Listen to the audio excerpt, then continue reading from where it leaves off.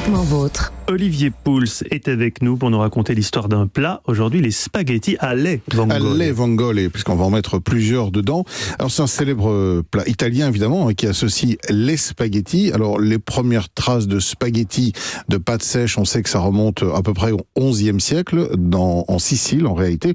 Et c'est quelque chose qui va être assez révolutionnaire puisque ça va permettre la conservation de ces produits pendant longtemps, des semaines avant de les réhydrater.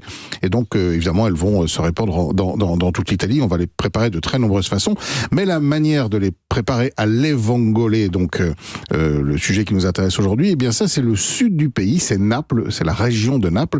Et à une époque, figurez-vous, où en fait on se nourrissait assez facilement de ce qu'on trouvait qui était gratuit dans la nature. C'était un plat de pauvre au départ.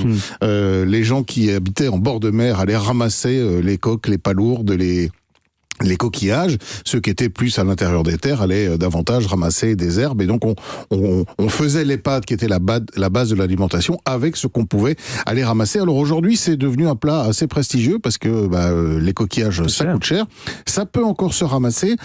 Petite précision quand même, il y a une saison pour le ramassage des coquillages. Reproduction. Voilà, alors là on arrive malheureusement dans la saison de reproduction des coquillages. Donc c'est pas maintenant. Mai, juin, juillet, août, faut plutôt éviter, et si on en ramasse, pas beaucoup, parce que ils sont, comme le disait Stéphane, en pleine période de reproduction, donc on les laisse tranquilles, s'il vous plaît. Mais on laisse tranquille ceux qui sont en train de s'accoupler, mais les autres, on peut les ramasser. Vous voyez, s'ils sont tous seuls, l'un sur l'autre, ils vont arriver à faire la différence. Ils doivent être l'un sur l'autre, non? Pas vraiment. C'est comme ça que ça se passe.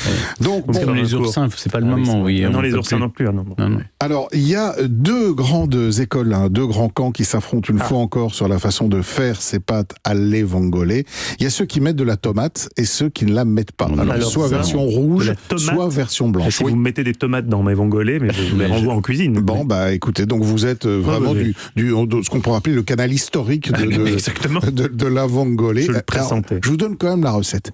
Alors 400 grammes de spaghettis, pâte assez fine. Bon, donc des coquillages. Vongole, ça représente une famille de coquillages en italien. Dedans, vous avez des coques, des praires, des palourdes éventuellement. 2 gousses d'ail, de l'huile d'olive, échalotes, un peu de vin blanc, un peu de basilic ou de persil plat, un petit trait de citron et du sel et du poivre. Voilà. Écoutez bien l'astuce pour les réussir, et ça s'applique non seulement à ces pâtes-là, mais globalement à toutes les pâtes italiennes. D'un côté, vous allez cuire vos spaghettis dans un grand volume d'eau salée. Il faut vraiment les cuire al dente. Quand je dis al dente, chez nous en France, on ne sait pas vraiment ce que c'est. C'est-à-dire qu'on pense que quand c'est encore légèrement, ça y est. Mais en fait, non. Vous prenez globalement le temps inscrit sur le paquet, vous enlevez 1 minute, voire 2 minutes. Et tu les finis dans la poêle.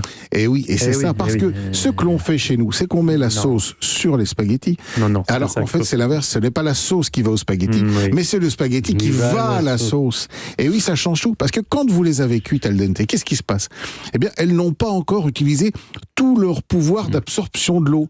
Il en reste. Et donc, quand vous avez des pâtes qui sont trop cuites et que vous mettez de la sauce dessus, qu'est-ce qui se passe? Elles glissent tout simplement sur les pâtes, et les pâtes ne s'en imprègnent jamais. Donc vous avez vos pâtes qui ont vaguement le goût de sauce, mais il n'y a pas de sauce dessus, et vous avez la sauce à la fin dans le fond de l'assiette. Donc vous allez cuire vos coquillages avec la petite gousse d'ail, un petit peu de vin blanc, les échalotes, et vous allez évidemment récupérer le jus de cuisson. C'est ce jus qui est très important. Et donc vous allez remettre ce jus dans une grande poêle, le chauffer. Et là, vous transvasez vos spaghettis. Là aussi, il y a les Italiens, ils n'égoutent pas les spaghettis. On les égoutte pas. Non, on les prend avec une pince et on les sort de l'eau. Tu peux les égoutter en gardant un peu d'eau de cuisson. Il faut garder toujours un petit peu d'eau de cuisson parce que cette eau de cuisson, elle contient un peu d'amidon, ce qui aide aussi à la liaison. Donc vous les prenez bien avec vous savez, cette fameuse pince à pâte, vous les égouttez grossièrement dessus de l'eau, puis vous les mettez dans votre poêle bien chaude avec votre jus de coque et de palourde. Et là, vous finissez la cuisson et elles vont bien se gorger de jus et les pâtes auront le bon goût de ces jus de coque que vous allez rajouter évidemment par-dessus à la fin avec un petit trait de citron et un peu de basilic ou de persil. Qu'est-ce qu'on rajoute à la fin? On rajoute tout simplement les coquillages qui se sont ouverts au moment de la cuisson. Et donc en fait on les met avec les coquilles dessus. Oui, et puis après, alors vous pouvez vous amuser à les décoquiller si vous voulez aller mettre jamais des comme ça. vongole au restaurant, toi. Mais si, je sais, mais du coup je me dis toujours les coquilles. Mais pourquoi? Ah, pourquoi? Bah, c'est marrant. esthétique. Et Oui, puis, c'est esthétique, mais c'est je pense chiant. aussi que ça. C'est- Non, mais je pense aussi qu'il y a un petit truc commercial, c'est que ça donne l'impression qu'on a beaucoup.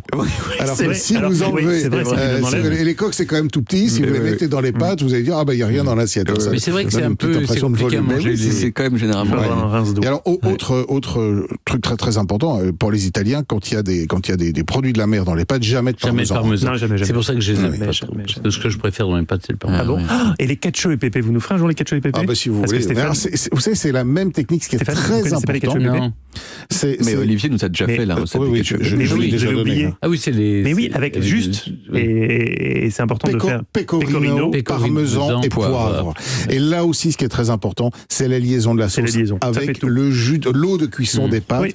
Et ensuite, on vient mettre les pâtes et on les finit bien dedans. Et il n'y a pas de crème, mais ça donne Ah, une il y a impression absolument crémeuse pas de crème. alors qu'il n'y a pas de crème. C'est Absolument. fabuleux. C'est le fromage Bon, en tout cas, fondu, hein. c'est merveilleux Ah, c'est très l'Italie. bien. Si on allait en vacances en Italie tous ensemble, Oui, ah bah on c'est pas le aurait moment. une hein, parce maison en Toscane, Stéphane. Moi, C'est je vous ferais qui, à évidemment. manger. Vous Lui occupez payerait la trop maison. de payer la maison, nous, on payerait la bouffe. On pourrait s'organiser. j'aime bien que les vous feriez films, la voilà. bouffe. En tout cas, merci beaucoup, Olivier. On retrouve toutes vos recettes sur le site europe1.fr.